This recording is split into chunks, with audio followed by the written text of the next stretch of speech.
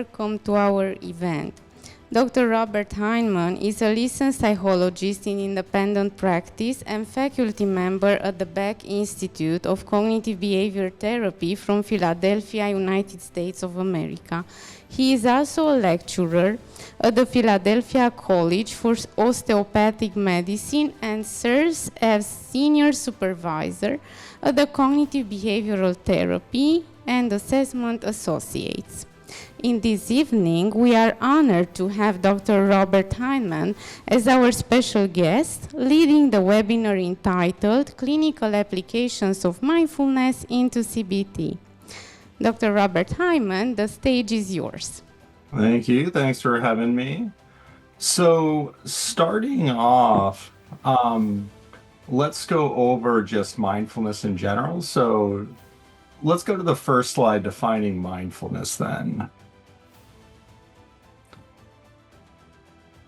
If you look historically, mindfulness is a concept that's been around for thousands of years. I think they estimate maybe a little over 3,000. And throughout the years, there's been a lot of different definitions of what mindfulness is. So in 2004, they had a group out of Toronto get together and say, hey, there's been a ton of research in mindfulness, particularly mindfulness in therapy as a therapeutic approach. So we should get together and come up with a consensus definition. So they came up with this 2-component definition here. First part is maintaining attention on immediate experience. So think of this as the present moment focused of mindfulness. So mindfulness is all about being in the here and now. It's about not projecting ourselves into the future or focusing on the past. We want to be aware of our present moment experience. And then the other piece of it is the quality of the attention. So it's being open, it's being accepting, it's being curious. So it's both, let's focus on the here and now. And then as we're focusing on the here and now, I want to be non-judgmental. I want to kind of take whatever's happening as what's happening. Typically the acceptance piece is going to be more related to the internal experiences, particularly distressing thoughts, emotions, any kind of physiological sensations. So then that's mindfulness just as the basics. And again, we'll talk about that a little bit more in depth later. Getting into the basics of CBT. So a lot of people think of CBT as just research manuals. So, okay, I have a client with depression. Let me get my manual for behavioral activation. Or I have a panic disorder client. Let me get my manual for Barlow's approach to panic disorder. We really don't want to teach clinicians just to follow manuals, because the thing with that is you can have two people who have the exact same conditions, but the factors leading to those conditions can be completely different. So what we want to do is think of CBT more as a framework for therapy. And within that framework, we're going to conceptualize clients depending on different factors that kind of had led to the development and then maintenance of whatever they're coming in with. And then within that kind of framework of therapy itself, what we can do is we can use interventions to address that, but it doesn't just have to be the stereotypical CBT interventions. They can be interventions from other types of therapy, like acceptance commitment therapy. This is where mindfulness comes in as well. So again, you don't have to just use CBT. Okay, we're going to do cognitive restructuring here. We're going to do some Socratic questioning. Let's do some exposure exercises. Taking any kind of intervention that's evidence-based and is going to address kind of the factors that have led to the development and maintenance of whatever the presenting problem is. So then how does CBT view mindfulness? Think of when I was in grad school, my research was in mindfulness. So I had to do a lot of training and really like pure mindfulness interventions. So I think a lot of people know of like mindfulness-based stress reduction, which was developed by John Kabat-Zinn.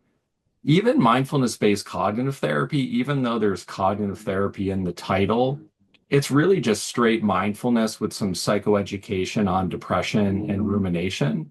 So my training was more in using mindfulness kind of as a sole intervention and mindfulness-based interventions where the main thing was mindfulness versus if you look at how we would view mindfulness in cognitive behavioral therapy, we think of mindfulness more as a specific intervention, and it's a specific intervention to target different factors in our cognitive conceptualization.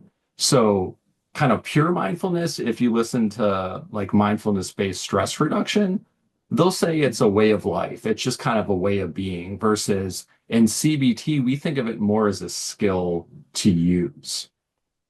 So then what exactly are we doing in CBT with mindfulness? So I'm going to use mindfulness as a new way to relate to thoughts, emotions, and sensations.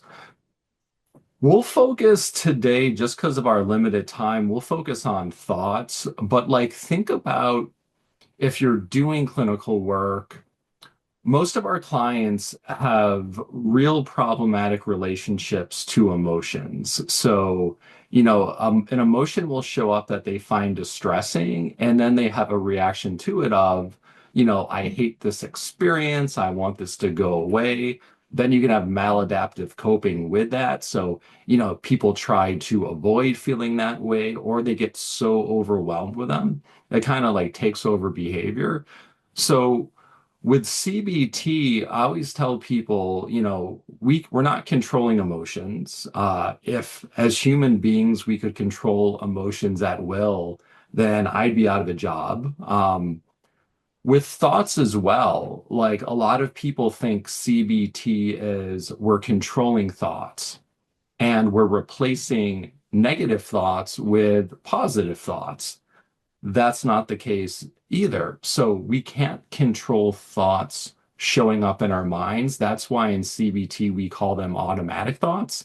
So our thoughts are just going to show up based on our previous learning, and it's going to be cued by current stimuli in the environment, or just whatever we're focused on, really. So all we're doing with CBT is we're changing the relationship to thoughts. We're not actually changing thoughts themselves. We're also using mindfulness to correct maladaptive processes that maintain disorders. So again, we'll focus on thoughts and thought content. We'll mainly focus on thought processes. And with this, like, think of worry and rumination specifically. So if I don't know if you've ever worked with someone who's a chronic worrier, but someone who's a chronic worrier will tell you, I've always worried all my life. And if you try to come up with interventions to stop worrying or to just kind of reduce its frequency, people will come back to you and say, oh, like that wasn't helpful or I wasn't able to do it. The reason why is a lot of times we need to focus on the content first. So you can't just have someone who's worrying a bunch and say, hey, let's just stop worrying. Like let's get out of the worry. Let's find ways to, take that focus out of your mind and get a little bit to what's going on in the environment. It's really helpful before doing any kind of mindfulness work to reduce worry, to get at thought content. So think of the thought content versus the thought process. Thought content is what specifically is going through your mind. So earlier today, I had a session and it was someone with social anxiety. So he is about to go to the gym actually. And what goes through his mind is everyone's going to be staring at me. They're going to think I have no idea what I'm doing, and they're going to be judging me. So that's thought content. The content is specifically what's going through your mind versus the process is worry. So what he's doing about worrying is thinking repetitively about uncertainty, all these things that might happen with that, potential problems. And then your mind kind of goes to start predicting possible solutions. Okay, well, if that happened, what could I do? So again, thought process would be worry. Worry is a process. In CBT, we would say worry is a behavior because it's an active thing we're choosing to do versus the thought content is people are going to be staring at me, people are going to be judging me negatively. So a lot of people, and this is kind of when I was doing a lot more of my straight mindfulness work. Like if I were to go into the session and I were to talk to this client and say something like, okay, let's just use mindfulness to reduce worry, what would happen is that they would try mindfulness, but because you haven't gotten the thought content first, it's a lot harder to let go of worry. So before I introduce mindfulness at all, what I'm doing is I'm getting at thought content. So, okay, so let's take a look at this belief of yours that everyone's going to be staring at you. I can do this through Socratic questioning. So let's talk about the last time you went to the gym. The last time you went to the gym, did you notice everyone just staring at you? When you looked around, did it seem like every single person had their eyes on you? Okay, so based on that, like what would you say is is this accurate then that like everyone's going to be staring at you? Okay, no. So if you can get at the content first before getting at the process, it's going to be a lot easier to get at the process. So that's one thing that you need to do. And again, in introducing mindfulness to CBT, think of you have to set up mindfulness before you get into it. So there's me getting at thought content. I also need to evaluate beliefs about thought processes. So the standard thought processes that we focus on are rumination and worry. I already talked about worry. Rumination is mainly related to depression, and you can think of rumination as the whys. So, like, it's people thinking about why their life is the way it is. They're trying to figure out what's going wrong, why is it going wrong, how did I get here? And the reason that we worry and ruminate is because we hold beliefs about the process itself. So, just like what I talked about with mindfulness, if I introduce mindfulness before getting at beliefs about these processes, it's probably not going to be that effective because I haven't tackled the reason why the client does this in the first place. So, what I need to do is look at both positive and negative beliefs about these processes. Positive beliefs about worry and rumination are that it's helpful in some way. So think of worry. I can ask clients, what do you think is helpful about worrying? Or, in those moments when you're worrying and anxiety is high, like, what are you trying to get out of this? What are you trying to accomplish? Like, what are the advantages of doing this? So the main positive beliefs about worrying are that it's helpful. Like, if I worry, it's going to help me prevent danger. If I worry, I'm going to be prepared just in case something bad happens. For rumination, the main positive belief about rumination is that it's going to help me solve my problems. So if I can ruminate enough about why my life is going the way it is, even though it's really distressing, I'm going to come to a solution. I'm going to figure this out. And then I'm going to be able to move past this. So again, think of if a client believes they need to worry and ruminate, and you just go in with mindfulness, you're not going to get anywhere because they still believe they need to do it. So mindfulness is not going to be effective because you haven't gotten at beliefs. The main negative belief is actually a belief that, well, I'm going to get at in doing mindfulness itself kind of as a behavioral experiment. A behavioral experiment is using mindfulness in order to test out a belief through experience. So the main negative beliefs about worry and rumination are that it's uncontrollable. So what happens, there's some kind of cue that sets off worry or rumination. The positive beliefs kick in. Hey, I need to do this in order to prevent danger. I need to do this in order to figure out these problems. And then once you start worrying and ruminating, the other negative belief kicks in. And then you think, well, there's no way I can stop this. Like, this is just going to keep on going and going and going. So again, before I'm getting into the mindfulness piece, I'm having to set it up. Okay, first, let's teach you how to evaluate the content of your thinking. Next, let's evaluate these beliefs about worry and rumination. So then once the client's coming back and saying, hey, I understand that like worrying and ruminating isn't helpful. It's something that's really causing more harm than good. Now the client's on board with this not being helpful. I can move forward and say, okay, mindfulness is going to be an approach we can use in order to disengage from this process. So then starting mindfulness. When I first started off teaching clients mindfulness for like trying to get out of these thought processes, not being so stuck in their heads, I would just teach a nice mindfulness exercise in the session, usually, something like 10-ish minutes or so. And what would happen is the client would say, that was so helpful. Like, I feel so good now. And then we'd go through, okay, so how can you practice this between sessions? Like, how are you going to meditate? How are you going to use this strategy? And what would happen is the client would come back and say, you know what? It was really helpful to use mindfulness in session. And that seemed like it was, it just had so many benefits. I felt so much better. I got out of my head. But when I tried to use it kind of between sessions in my day-to-day life, it was not helpful at all.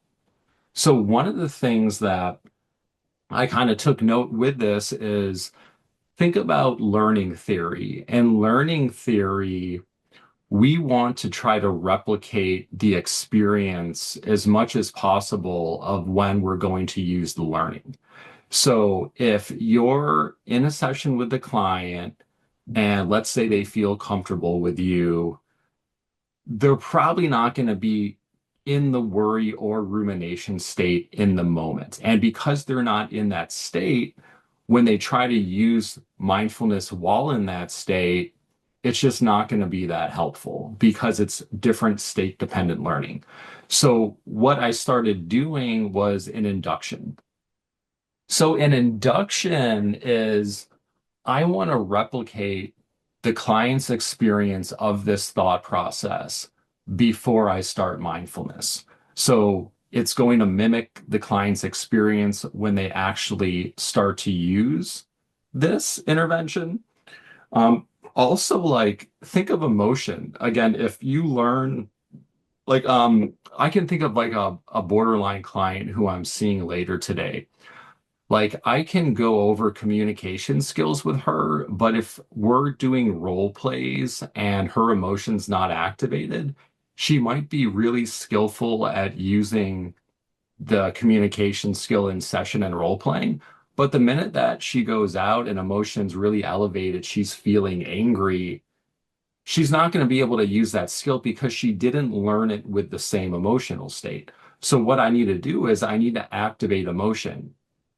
Um, so for worry and rumination, like what I'm going to ask clients is, okay, like what would be like, what's a current worry of yours? Or when you're ruminating now, like what are you typically ruminating about? So I want to make it a current concern of the clients because if it's something that's recent, it's going to activate that emotion. So what I'm going to do is there's a few different, we should have time to go over both types of mindfulness exercises that I'll typically use. One has the eyes open, the other the eyes closed. It doesn't matter which you choose. Usually I'll tell clients kind of both options. I'll say, one option we can use to learn mindfulness is keeping your eyes open and really being focused in on an object in front of you. The other option is the standard mindfulness of the breath. So I think most people, when they learn mindfulness, they learn mindfulness of the breath where, you close your eyes and you focus on the breathing process. So let's say that it's the standard mindfulness of the breath. What I'm going to do is I'll say, okay, what I want you to do right now is I want you to close your eyes. And we'll do this as an example, an exercise with everyone at the end of this. So close your eyes, and now I want you to really get in your head, worrying or ruminating, whatever the process I'm trying to target is, about this content that you would normally worry or ruminate about. So like really get it going, try to get this going in exactly the same manner as you would in your day-to-day life. And then I'll kind of wait, usually about 30 seconds or so. From there, I'm going to check in at emotion intensity. So I'm going to say, let's say it's anxiety. If it's anxiety, it's probably worry. So I'll say, 0 to 10, how anxious do you feel right now? 10 being the most anxious you've ever felt. If I'm doing this with rumination, a lot of times that's with a depressed client. So I can say, okay, as you're ruminating now, how intense is that depression 0 to 10? I want to get a rating for emotion for a few reasons. One thing is that I want to check that I've activated the client's kind of emotional network. Because again, I want this learning to generalize, and it's not going to generalize as well if emotion's not activated. Also, I'm going to use this information as a behavioral experiment at the end of the intervention. And I'll talk about that when we get there. So, just a side note with this, I'm not going to do this with a client who's actively suicidal. Because if someone's actively suicidal and a risk, I'm working on just trying to take away, you know, really distressing emotion. I'm trying to help them kind of really distract from it so they don't get so caught up in it. Because think of what we're doing here. We're basically having clients stew in their head to amplify the emotion just so this can generalize.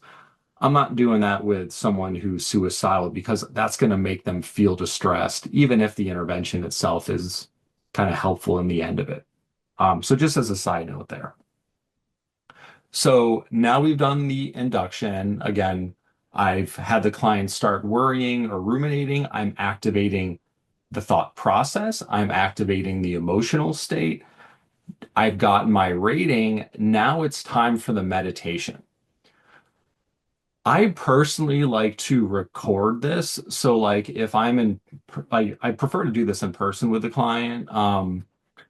What I'm going to do is I'm going to ask the client if I can take their phone and record the meditation itself because it's a lot easier for clients to follow meditations that are recorded and guided as opposed to just having the client do the meditation just based on previous instructions. So I'll try to have the client's phone.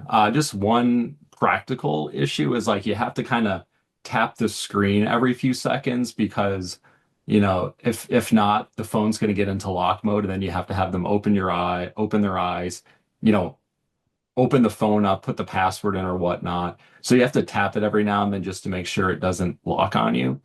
But then again, yeah, so I'm going to record this because I want them to have this as a nice guided meditation that they can use at home. What I'm going to do is I'm going to then give them instructions, and the instructions are going to be kind of taking attention away from the worry and rumination to some other experience. And again, the two typical meditations I'll do, one is mindfulness of the breath, and then the other one is mindfulness of an external object. I'll talk about actually let's do that now. So like mindfulness of the breath, what you're doing is just having clients focus in on the breathing process. And particularly, I'm going to try to have them slow it down a little bit. So my instructions can be like, what I want you to do is focus on what it feels like to breathe. So I want you to notice how the air feels going in and out of your nostrils, how your lungs and chest and abdomen feel as they expand and contract.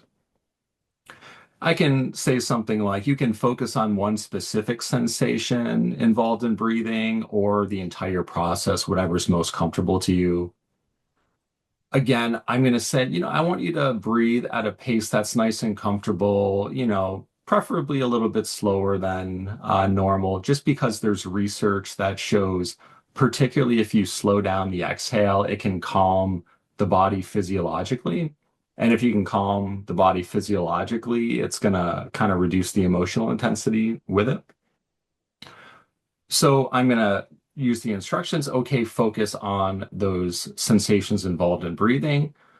Because think of what's happening here with the cognitive model. So the cognitive model, the basis of CBT, it's just that our emotional state is going to be consistent with what we're focused on and what we're telling ourselves about it. So when we're worrying, we're focusing on thought content about future harm or risk or threats. And because we're focusing on that content, it's going to elevate anxiety because our body has no idea whether or not these are thoughts or we're actually experiencing these, different predictions at the moment. So our body's going to react the same way. When we're focusing attention to the breathing process, as long as you don't have any kind of breathing issues, breathing should be a pretty neutral experience. So if you're focused on breathing, kind of taking that focus away from the thoughts, that's going to kind of neutralize your emotional experience. So that's mindfulness of the breath. We'll talk a little bit more about more instructions next. There's also mindfulness of an object. So mindfulness in object, instead of having clients disengage from the process by going from thoughts to breathing and sensations involved in breathing, it's taking attention from worry or rumination related thoughts to some kind of simple object. When I do this in my office, I use a paperclip because I want this to be something really simple so that their mind does wander. Because the whole part of mindfulness is like, your mind's going to wander. Our minds are constantly wandering. We don't control the thoughts showing up. All we control is how we relate to them and if we choose to think more into them. So I used to do this by having clients look at like, there were just some random kind of art posters in my office that were there once I got there.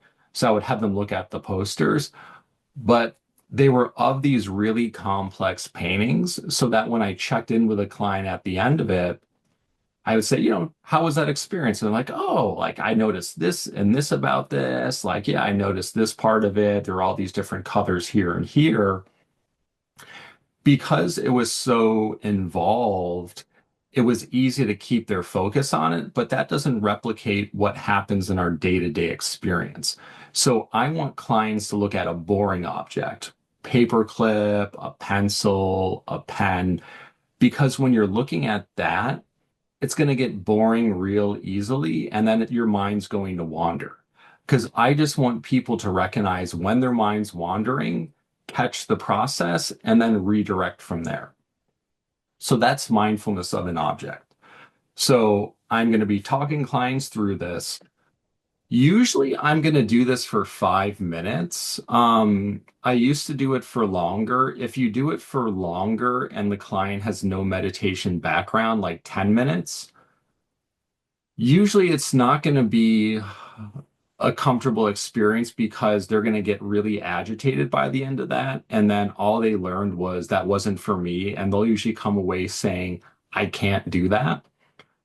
If you go kind of like 1 minute, 2 minutes. If you spend as much time as 5 minutes, it typically doesn't allow for the mind to wander that much. So you don't get that experience of noticing the mind wander and then being able to bring it back.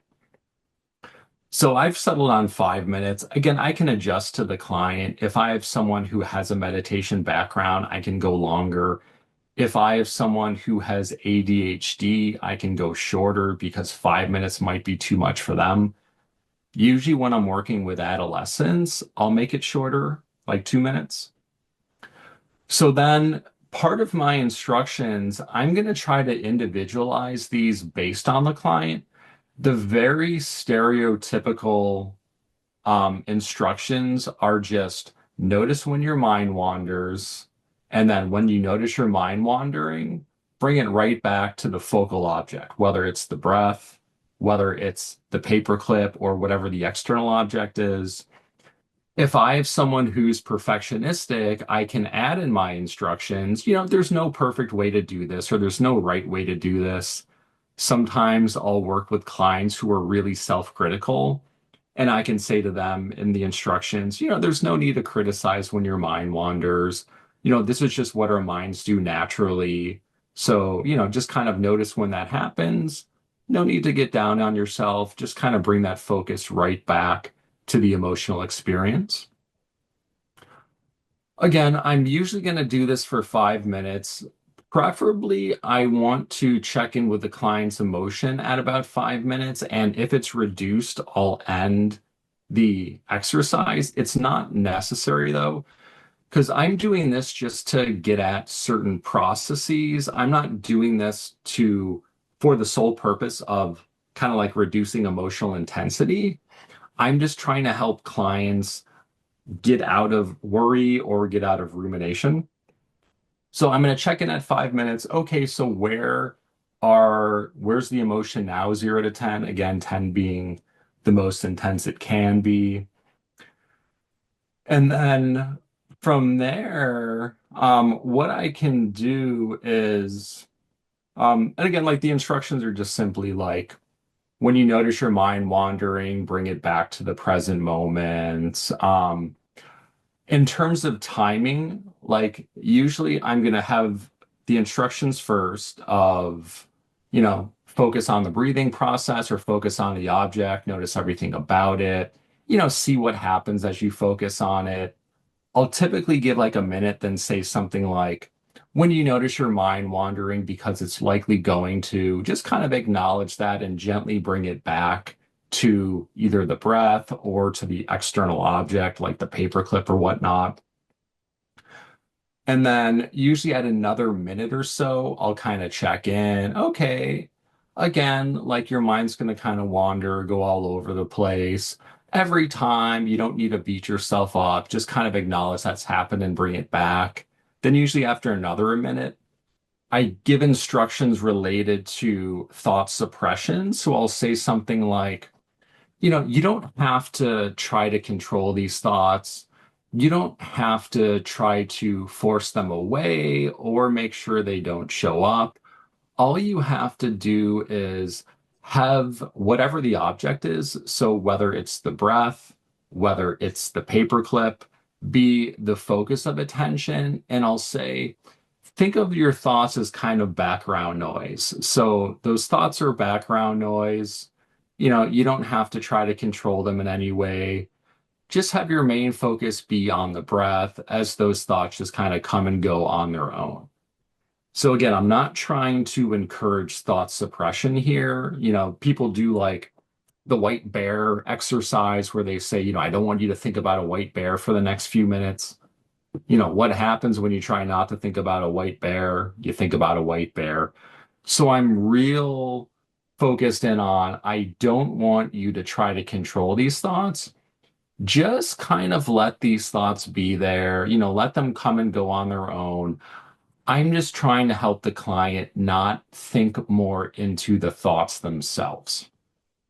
So again, think of where we're at so far. So it's, what's the process? We've evaluated the content. We've evaluated beliefs about the process, that it's helpful. We've done an induction in order to replicate the experience, to get the emotion going. I've had the client go through mindfulness. I've individualized the instructions as needed based on the client. Now, ending the meditation, hopefully emotions down a few points, not absolutely necessary though. And then I'm going to start by reviewing the learning experience from it because I want to take mindfulness not just as let's just do this. Oh, great, you feel better. Perfect. Now use mindfulness. I'm going to take this process in order to evaluate more beliefs. So I'm going to start off real open-ended. Hey, how was that for you? So what kind of things did you notice? And a lot of times people will say things like, oh, like I noticed that I was able to kind of get back to my breath, but then thoughts kept on popping up. I'll ask more kind of guided questions here. And, and what kind of things were you able to do when those thoughts popped up? Because I want to make sure the client used mindfulness properly. Again, I want mindfulness to be, I'm noticing thoughts, I'm not getting caught up in them, and I'm choosing not to think more into them. I don't want clients to use mindfulness as I'm trying to get rid of these thoughts. So, okay, so interesting. You notice yourself being able to focus on your breath. When thoughts popped up, what did you do? Oh, like I just kind of let them be there, but just didn't think more into them. I just got back to focusing on breathing. Okay, really good job. So it sounds like you noticed that you don't control these thoughts showing up, but you could choose not to worry more about them when they did show up. From here, I can get at those negative beliefs about worry and rumination. So I'll ask clients, okay, so, what does that experience tell you about this belief you held that I cannot control my worry or I cannot control my rumination?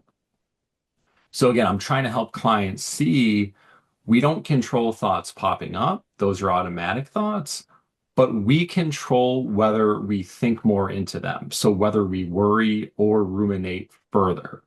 So I'm trying to help these clients see, hey, I don't have to worry or ruminate. And when those thoughts do show up, I can use mindfulness as a skill to disengage from the process.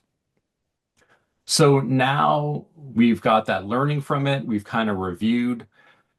This is where, like a lot of times when I'm supervising therapists, they're really happy right now. Hey, like we have this great intervention. The client's saying that this was helpful. Perfect. Session's over. Think of see when I'm working with clients, I start off by saying most of our therapy is between sessions. Like hopefully you'll feel better by the end of our session together. But if you're really looking for lasting change, most of the work is between our sessions. It's taking what you learned from therapy and applying it to your life. So what I'm thinking here is I taught the client the skill. They're on board that worry and rumination isn't helpful. They now can understand, hey, I have this skill to use that can help me disengage from it.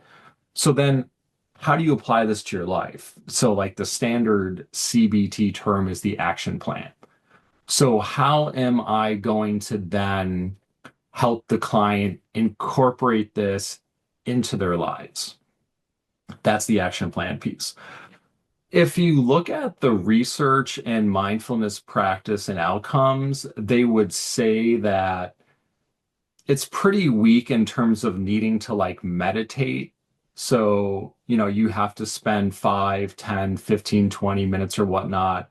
When I did my mindfulness-based stress reduction training, part of that homework was meditating for up to 45 minutes a day.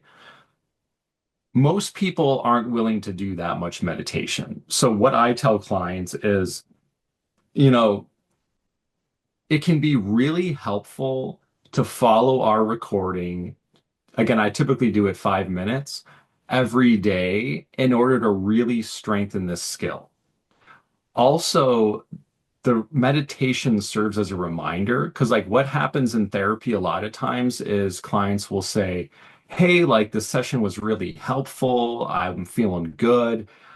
I felt great the day after and maybe the day after that. But it seems like as the week progressed, I just kind of went back to how I was.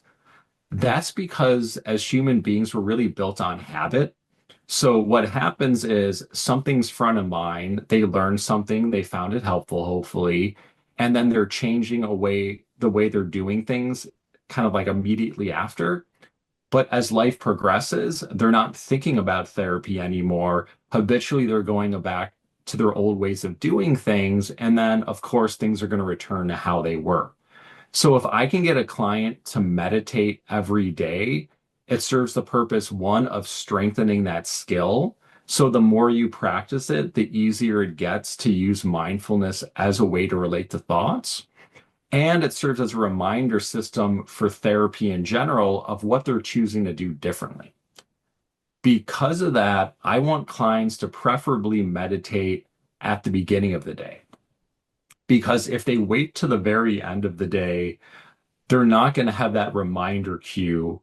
Um, Also, like this was part of my dissertation where I compared two mindfulness-based interventions, one that taught mindfulness through like brief exercises, kind of like what happens in something called metacognitive therapy versus meditations. And the meditation group did a lot better.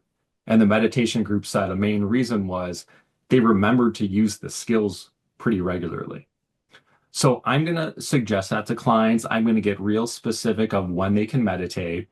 Um, Another thing that I'm going to do from here is so that's something called formal mindfulness meditation, and there's also something called informal mindfulness. So let's say you do mindfulness of the breath, and again, I'll show you this in a minute or so. If you tell clients, okay, use mindfulness, it doesn't make sense that every time they find themselves worrying, they close their eyes and spend 5 minutes meditating. Like, that's not going to be practical. So, what I want to do is use mindfulness, again, what's called informally. So, using mindfulness informally means taking the skill they learned of mindfulness and applying it to their day-to-day lives. So, what does that look like? For mindfulness of the breath, it's okay, let's say I'm driving to work and then I find myself worrying. It's not really a good idea if someone's driving to have them close their eyes and do mindfulness of the breath, might cause a bit of an accident.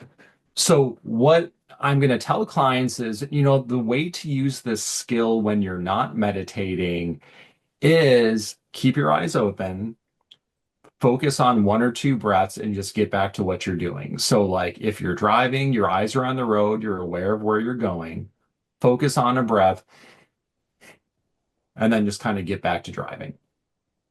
Same idea, like you're at your computer, you're doing some kind of work, you find yourself all of a sudden in your head really worrying about something. Okay, keep your eyes open, just take a few breaths, really focus in on that. Okay, and then get back to what you're doing. So it serves just as a way to disengage from the thought process. For the mindfulness of an object, it's simply take the attention from being internal in your mind to being external in what's going on in front of you. So, like, take the work example. Let's say you're working, you're on your computer doing work. What I'll tell clients is what you need to do is recognize when you're focused internally in your head, worrying about whatever the content is, and then just shift your focus to what's on your screen. Or like I did mindfulness to get out of worry with the social anxiety client who I talked about earlier. So what he does during social anxiety exposures is he finds when he's really in his head over analyzing the situation, and then he brings his attention to the person he's talking to. Okay, what do they look like? What exactly are they saying right now? So that's the difference between formal versus informal mindfulness. Formal, let's meditate. Meditating is not to help you feel better, it's to learn the skill of mindfulness. Informal mindfulness is let's figure out how to apply this to your life in order to disengage from the process. So from there, like a lot of people will ask, well, doesn't mindfulness contradict CBT, and that in CBT you're evaluating your thoughts versus in mindfulness you're letting go of your thoughts, you're choosing not to think more into them. Think like if we were to evaluate every single negative thought we had, we would be in our heads constantly because as human beings, we're constantly having negative thoughts. That's just how we're built. So the way I teach clients is use mindfulness for most thoughts. Why? Because again, it's super impractical to evaluate every single negative thought we have. But then not all thoughts are created equal. So like some thoughts are going to have a lot stronger emotion with them. And then some thoughts are going to have a lot more meaning or significance. So sometimes evaluating or using mindfulness just isn't helpful because the content of the thinking is so emotionally inducing that that's a perfect time. Hey, I'm having a really hard time using mindfulness. This is a perfect thought to take a closer look at and evaluate.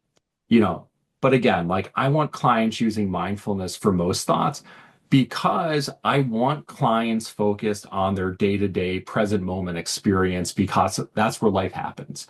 I don't want clients going through life constantly in their head evaluating everything they're thinking. That's just if they're having a hard time with mindfulness. So let's do this. Let's do a demonstration. I will kind of time this to be 5 minutes because that's the standard length. So I want everyone to think about like what's something, hopefully currently that is at least mildly stressful in your lives.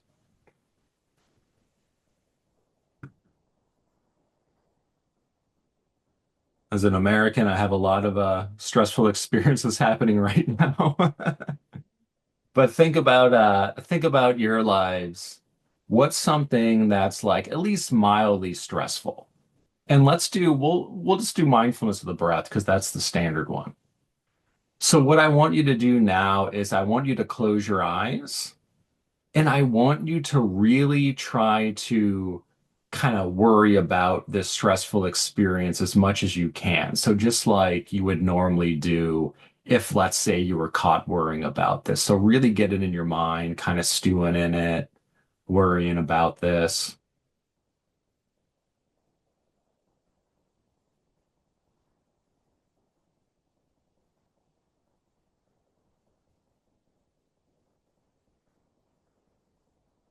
Now, keeping your eyes closed, I want you to kind of rate how stressed you feel right now, 0 to 10, 10 being the most stressed you could feel. And again, keeping your eyes closed, I want you to focus your full attention on what it feels like to breathe. So you can focus on how the air feels going in and out of your nostrils, how your lungs and chest feel as they expand and contract.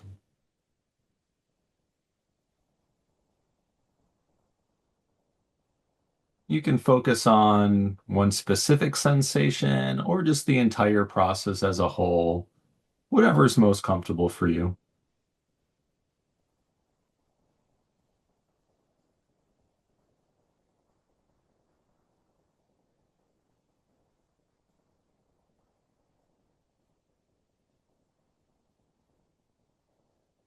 And as you do this, you'll notice that different thoughts will continue to pop up in your head. Maybe they're the thoughts about the original stressful experience. Maybe they're just related thoughts, or they could just be completely unrelated about what you're doing next. Every time you find yourself kind of focus on those thoughts, thinking more into them, just kind of recognize that that's happened, and then gently bring that focus back to all those sensations involved in breathing.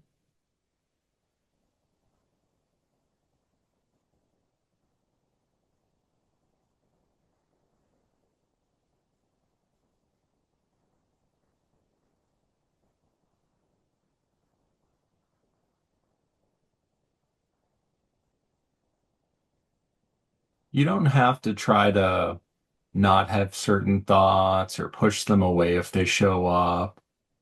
Just kind of have your main focus be on what it feels like to breathe. And all of those thoughts showing up and fading away are just background noise.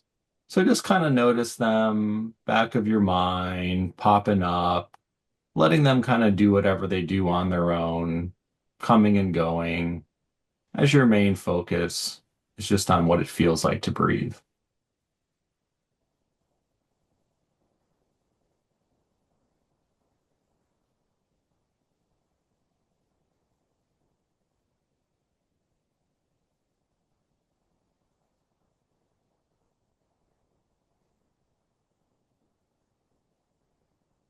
And time again, you'll notice that random thoughts will pop up.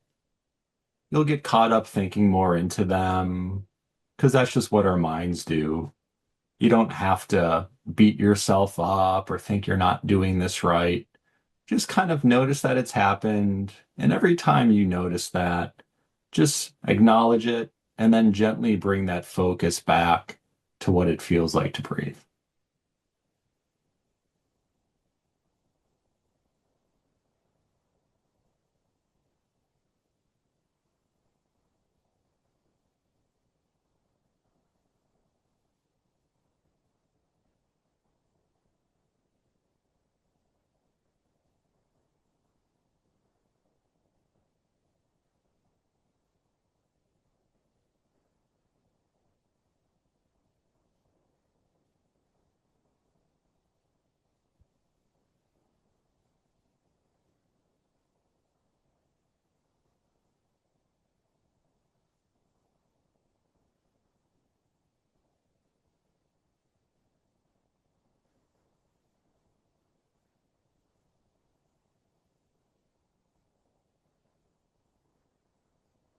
Now take one last mental note of how intense the stress is 0 to 10.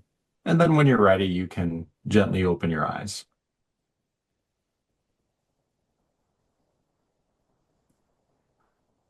So just to kind of sum up kind of what we went over, I'm using mindfulness to help clients have a different relationship to thoughts. And in doing that, we can't just jump in and go straight into it. We have to first evaluate the content of thinking. That helps clients realize that my thoughts aren't necessarily facts or that they're just not helpful at times to focus on and continue thinking into. I'm doing this mainly to get at maladaptive thought processes because, again, we can't control automatic thoughts, but we can control thought processes, whether we think more into them. So I'm going to evaluate beliefs about those first, positive beliefs, to make sure the client's on board with this isn't helpful. And then once they're on board with that, they know how to evaluate thoughts, then I can use mindfulness as a way to disengage from these processes, to kind of cut down on worry and rumination. And when I'm doing that, I'm doing an induction first just to replicate the experience so it generalizes better outside. And then from there, most therapies between sessions, how can you use formal meditations and informal mindfulness to reduce these kind of thinking processes? Thank you very much for this captivating and a very informative presentation. And thank you very much for watching us. Have a nice evening.